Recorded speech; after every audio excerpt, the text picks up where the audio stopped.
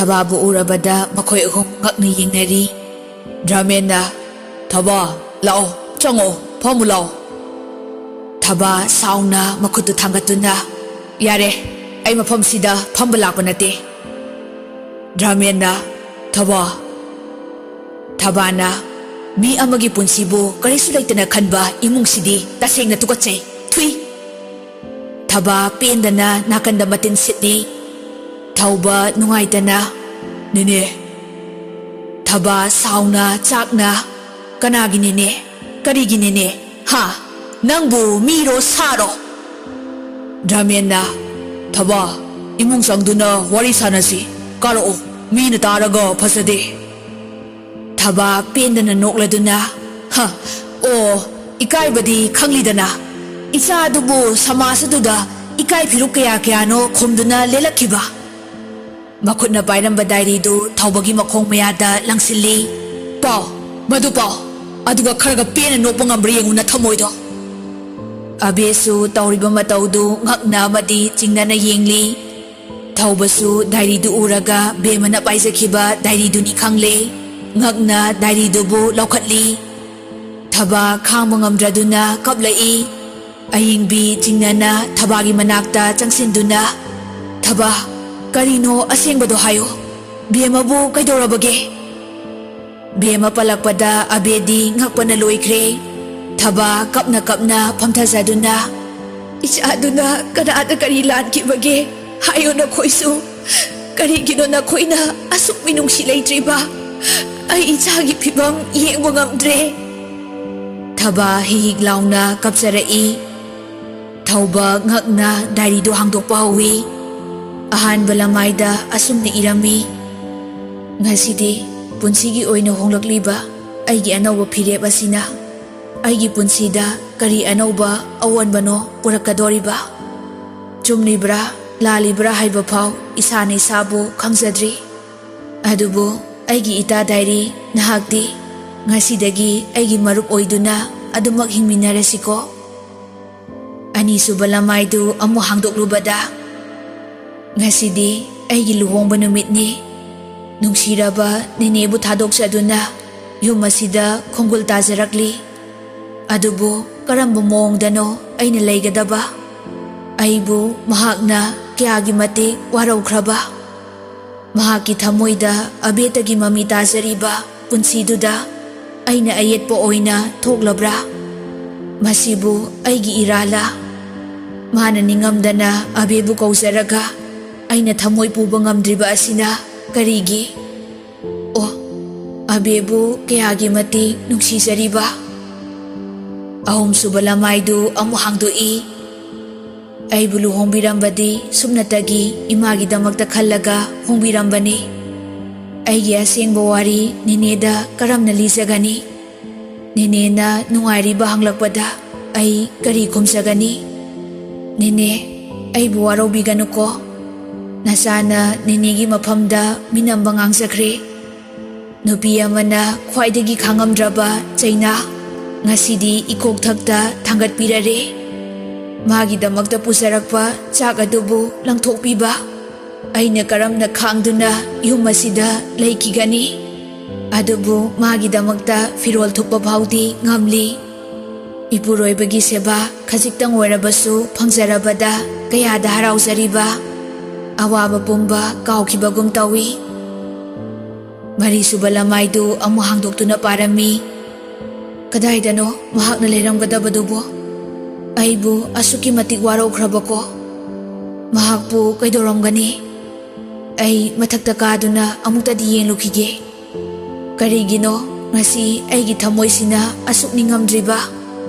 Mahakna leiramniba phibamdu uraga karigino aigi thamoina puba ngamdriba. Ahingduda mana mathakta tumlamlibako. Oh, abegi damakta kayada wasaraba. Aina mabu lana lauruba aigi iralni. Mga subalamaidu amu hangdoi. Abegi mami aina kaidongnungda mulloye. Aina mahaki punsida ayet pahaibado oirabako. Kadomdano aina thangadoriba khongthang. Handokpa sungamda hanjinba sungamda. Amaromdana ipuroibana miraibiraba ai nate aigi wakhal lale. Hausi aina pamjabadi mahakna gyan tarakduna imung asida harauna leijaba aduni. Thauba dairi du pana ningamdaba pokli. Taruk suba lamaidu amu hangdoktuna yengi. O abegi photosing kayada seksinna thamjaramliba. Abe karigino nahakna mahakpu thadoktuna chatliba. Nangna chatkrabada mahaki punsidi hingna asibagi mongpham thibagum thoklare. Abe nang aibudi warauganu ko. Nangi mahut sinduna ay mahakpu senajaba ngambagi ayaba pibiyu ko. Tarit suba lamaidu amu hangdoi. Ngasidi ay ninigi manakta lairare. Karigino aina mahakpu ningsingduna ta lairiba. Mahakti ay bumikup amata ningsinglamoy ko. Nate, mahakpu tsaka charamgadra. Dada, nahakpu gyan kita di taroga ba? He ita thasa, ay hakti nahakpu yengna nungan ba ngaysari. Mahakpu amukta di senabiramu ko. Nipan suba lamaydu amu hangdoi. As, ay nungay ba na sire? Yam nungay heba? Ninedaga bebarga uladana. Masaktuga iman hikmandagay. Nasakpudi adum pasayda. Thaubasu pana noksarai. Aduga ay nangasay tawridubo kayno ba? Nithakidanaga. Ay na ikaybasidi. Manasu kandi basane. Hospital daga bukatlame. Ay di kayno bukawrure. Ipuroiba ming khanglamdabado. Nurse duna Dr. Thauba kaina hairaga aina mitka phaksaludana. Sire daidi natene hoima aida nate masunine aigi ming khanglamdabado. Nene bema hairaga makok angawbiga toksindana. Pura ayabini akoi te nause. Contrast amagi matay manawni. Aidi ngamdreda nokpa thingbaga. Ningsing laga sumnok ninge. Thaubasu angawba amagom mathanta panokta noklai. Abedi chingnabana thanduna yengli. Thauba mathangi lamaidu amu hangdoi. As ay nokpada sidoreda. Mina chaningde hairasu chadaba yaroi kainaga. Problem saw kaina. Aina sawningdanaga problem heksaba. Is adugadi mina pullaga nungaitabisu torokladana. Wankalaga oina chaireine. Kaigi nanghoroi matagom charino kaina. Madu paraga thaubasu panokta nokli. Dada, nahakti nungaina tumli ko. Karigino aina nahakpu thawaidagi suhena khanjarakliba. Karigino ayakna asuk nungsijarakliba. Adubu aigi thamoida phawriba dabu nungsibagi mami asidi haizaba ngamdana adumak laikhragani ko. Ngasigi numitse dairigase lamai hele haiba irise pendre haiba. Ainaga heroine sadana mana yu thakpa chatpaga thingdana. Ba ai action khukando chakcharoi kaina thoka haisindana. Pura good day aise. Khangdre yam nungsiye. Marup oinasu tinaba phange. Masu ngasidagi yu thaklaroi. Aisu chaksum charani. Is aina dadaga kaubada mana thukka lauradana. Inung siradana. Thok hejensilaga konsilamdawni. Aise pangihe. Aya aise ikaibaga mata khangdri yam ngami haiba. Thauba dairidu pana momhonoksari. Bemana izaramliba warol singdo pasaraga. Bemana mitmangda phamsaduna momonokna haizabagum mitmangda usarakli. Bema Thauba momonokna kausaraktuna mathangi lamaidu amu hangdoi. Dada, nangdi ningaidana tumni ko. Dadana khangbidraba aigi nungsibasidi tumthaba ngamdana lairiye. Ado dada, nangi nungsimai thongse yengzaraga ahing lianbagi khunungai sidi haibidi hairi. Khunungai ama ahing chupa dadagi saktamse yengna nungan bangai jage ko. ꯊꯧꯕ ꯅꯨꯡꯉꯥꯏꯇꯅ ꯃꯆꯤꯟꯗ ꯁꯣꯟꯖꯔꯛꯏ꯫ ꯕꯦꯝꯃ, ꯌꯥꯝ ꯈꯪꯅꯤꯡꯅ ꯈꯧꯔꯥꯡꯅ 12 ꯁꯨꯕ ꯂꯃꯥꯏꯗꯨ ꯑꯃꯨꯛ ꯍꯥꯡꯗꯣꯛꯏ꯫ ꯑꯩꯁꯦ ꯏꯀꯥꯏꯕꯒ ꯑꯝꯇ ꯈꯪꯗ꯭ꯔꯦ ꯍꯥꯏꯕ, ꯃꯅꯥꯛꯇꯒ ꯊꯣꯛꯇꯨꯝ ꯊꯣꯛꯈꯤ ꯍꯥꯏꯕ꯫ ꯗꯗꯥꯅ ꯀꯩ ꯈꯜꯂꯝꯅꯤ? ꯂꯟꯁꯣꯠꯄꯤꯅ ꯄꯥꯈꯨꯝ ꯋꯥꯇꯦꯗꯨꯅꯤ, ꯀꯤꯗꯅꯅꯤ ꯀꯥꯏꯅ ꯍꯥꯏꯖꯤꯜꯂꯦꯕ꯫ ꯕꯦꯝꯃ ꯍꯥꯏꯕꯤ ꯇꯧꯉꯝꯕꯤ ꯅꯪ ꯄꯨꯔꯥ ꯉꯝꯃꯤ ꯍꯥꯏꯁꯤꯅꯤꯀꯣ꯫ ꯉꯝꯃꯨ ꯉꯝꯃꯨ, ꯅꯨꯡꯒꯨꯝꯅ ꯀꯟꯈ꯭ꯔꯕ ꯊꯃꯣꯏꯗꯣ ꯅꯧꯊꯕ ꯉꯝꯕ꯭ꯔꯥ ꯌꯦꯡꯉꯣ꯫ ꯏꯁꯩꯗꯨꯝ ꯁꯛꯅꯤꯡꯉꯛꯏꯗ꯫ ꯅꯨꯡꯁꯤꯕ ꯀꯥꯏꯁꯦ ꯅꯨꯡꯁꯤꯕꯖꯥꯅꯤꯀꯣ, ꯏꯀꯥꯏꯒꯤꯒ ꯑꯃꯠꯇ ꯈꯪꯗ꯭ꯔꯦ꯫ ꯃꯤꯠꯀꯁꯦ ꯄꯥꯡꯅ ꯄꯥꯡꯅ ꯃꯪꯒ ꯃꯪꯕ ꯈꯨꯅꯨꯡꯉꯥꯏꯁꯤꯗꯤ꯫ ꯑꯁ, ꯑꯩ ꯁꯣꯅꯣ ꯆꯨꯔꯦ, ꯃꯁꯥ ꯈꯪꯗꯅ ꯀꯣꯏꯅꯕꯒꯤ ꯈꯨꯅꯨꯡꯉꯥꯏꯁꯤꯗꯤ꯫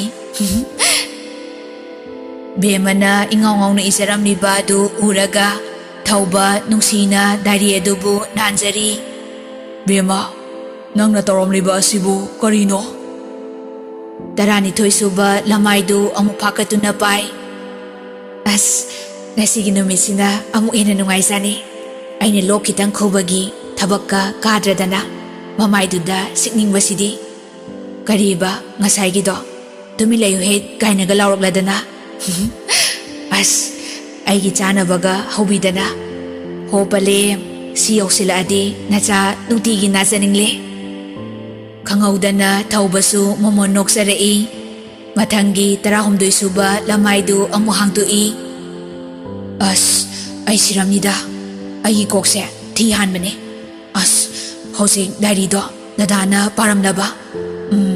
ꯐꯖꯅꯤ, ꯃꯥꯏ ꯐꯖꯔꯕ ꯈꯣꯡꯄꯥꯛ ꯑꯗꯨꯅ ꯀꯥꯎꯔꯛꯇꯅ꯫ 13 ꯁꯨꯕ ꯂꯃꯥꯏꯗꯨ ꯑꯃꯨꯛ ꯐꯥꯀꯠꯂꯤ꯫ ꯗꯗꯥ, ꯀꯔꯝꯕ ꯃꯤꯀꯨꯞꯇꯅꯣ ꯗꯗꯥꯅ ꯑꯩꯒꯤ ꯊꯃꯣꯏ ꯈꯪꯕꯤꯔꯛꯀꯗꯕ?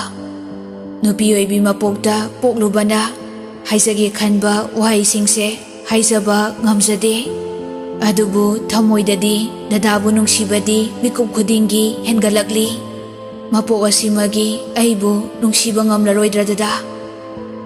15 ꯁꯨꯕ ꯂꯃꯥꯏꯗꯨ ꯑꯃꯨꯛ ꯐꯥꯀꯠꯂꯤ꯫ ꯑꯩꯅꯗꯤ ꯃꯥ ꯂꯥꯛꯄ ꯉꯥꯏꯔꯒ ꯅꯨꯄꯥ ꯂꯛꯅꯔꯤꯔ ꯀꯥꯏꯅ ꯃꯁꯝ ꯑꯁꯦ ꯍꯦꯛ ꯐꯣꯏꯗꯠꯄꯨ꯫ ꯑꯁꯥ, ꯑꯩ ꯉꯁꯥꯏꯒꯤꯗꯣ ꯃꯤꯒꯤ ꯆꯤꯝꯕꯥꯜ ꯃꯌꯥꯗ ꯆꯪꯁꯤꯜꯂꯒ ꯍꯥ ꯀꯥꯝꯃꯛꯑꯣ ꯀꯥꯏꯅꯒ ꯕꯦꯝꯃ ꯅꯪ ꯑꯌꯥꯕꯤꯅꯤꯀꯣ ꯍꯥꯏꯁꯤꯅꯤ꯫ 13 ꯁꯨꯕ ꯂꯃꯥꯏꯗꯨ ꯑꯃꯨꯛ ꯍꯥꯡꯗꯣꯛꯏ꯫ ꯑꯁ ꯕꯥ, ꯌꯨꯝꯗꯒ ꯉꯥꯏꯍꯥꯛꯇꯪ ꯆꯠꯂꯨꯕꯁꯦ ꯂꯧꯕꯒ ꯂꯥꯛꯄꯤꯌꯦ ꯍꯥꯏꯕ, ꯑꯩ ꯉꯥꯎꯔꯦ ꯍꯥꯏꯕ꯫ ꯑꯗꯨꯕꯨ ꯗꯗꯥꯒꯤ ꯆꯤꯝꯕꯥꯜꯗꯒꯤ ꯑꯕꯦ ꯍꯥꯏꯅ ꯀꯧꯖꯔꯛꯂꯤ꯫ ꯗꯗꯥꯅ ꯃꯥꯕꯨ ꯀꯌꯥꯒꯤ ꯃꯇꯤꯛ ꯅꯨꯡꯁꯤꯖꯔꯤꯕ꯫ ꯑꯕꯦ, ꯅꯪꯁꯦ ꯅꯔꯥꯏꯕꯛꯁꯨ ꯐꯩꯗꯀꯣ꯫ ꯃꯊꯪꯒꯤ ꯂꯃꯥꯏꯗꯨ ꯑꯃꯨꯛ ꯐꯥꯀꯠꯂꯤ꯫ ꯑꯁ, ꯁꯤꯔꯦ ꯁꯤꯔꯦ, ꯑꯩꯅ ꯈꯪꯗꯅꯒ ꯀꯣꯟꯁꯤꯟꯕ ꯈꯨꯀꯣꯟꯁꯤꯟꯗꯣ ꯑꯩ ꯀꯦꯂꯦꯗ꯫ ꯅꯩꯒꯦ ꯀꯣꯟꯁꯤꯜꯂꯝꯗꯧꯅꯤ꯫ ꯁꯤꯔꯦ ꯁꯤꯔꯦ, ꯅꯨꯡꯁꯤꯕꯅ ꯁꯤꯔ ꯇꯥꯔꯦꯕ ꯑꯩꯗꯤ꯫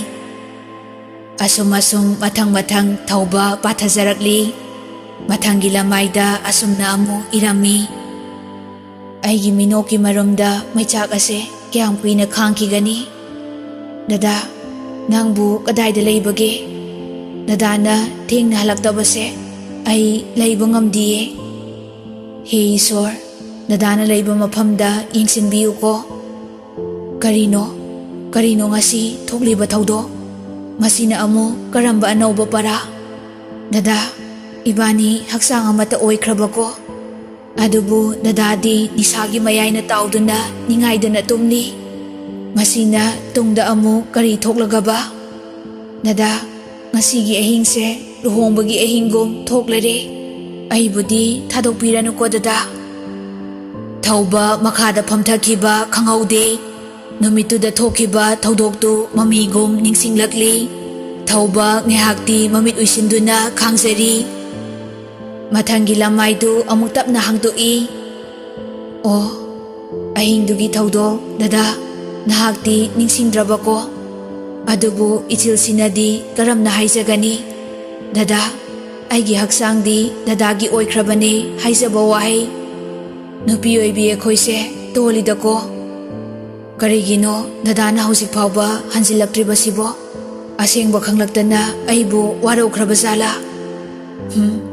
Ay ira laykide. Dada, nahakpo kadayda laybage? Thauba ningamdana mathanggi lamaydu amu hangtoi. Ningzaruba asa, mangzaruba manglan, ngasidi pumnamak manglangi ipaktuda tawkre.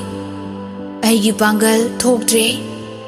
Nungsiba mabu asa amaga ngaisarakiba.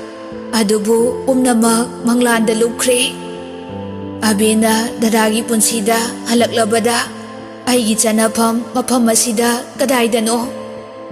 Hida, dadadi abigi manakta, aina itana haki manakta. Aibu maichagase karamna khangu haibano. Marakta bemagi pita sinbagi lamayduda iriba singdu mami kharadi samlamli. Aigi nungsibadi mangphaunararoidaba nungsibani. Adubu aigi haksangdana dadagi i. Kadomdano aina thangsagadoriba khongthang khudingmak tingkhangtana thallare. Hosik aigi lambi leisitlaktre. Thaubasu mapi irase lai. Mathanggi lamaydu amuk tapna hangtoi. Aibu karamna yengduna layo haibano dada. Abena banigi maong ay tasingna yengbo ngamdiye. Ay yam wae dada. Aina wazaribase kanasu khangloi ko. Dada, karigino aina nahakpo asuk nungsizaruriba. Nungsiranu haibasu ngamde. Gapo, pena nahakti. Phanglaroi khanglaba nungsibada. Karigi hena nungsiri. Warakpa ngamdraba thamoy nahakti kapsagadabane. Gapo, pendri phauba. Mathanggi lamaydu amuk tapna hangdokse. Oh, aina jingnaribase chumlamlaba ko. Ay mama mo oigadoraba. Madu pabada thauba ngakpana khamthengkre. Ha, bemabo, mama. Lamaydugi makha amu patharai. Doktor nadi thingli.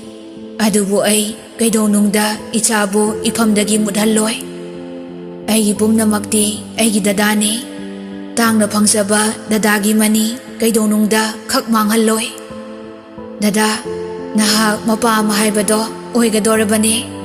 Adubu ichasigi mapa dadagi mingthol piba ngamgadra haiba ay khangdre. Ichilsina karamna hairasige. Haibiyade. Karigumba ichasibu mangallo hairaklabadi ay ngamloi. Ay dadagi nungsiraba mani asibu kaidonungda khak manghalloi. Thauba wana kapsaraduna. Bema, karino nang natoromliba sibo? Dadabu kari oyo haibano.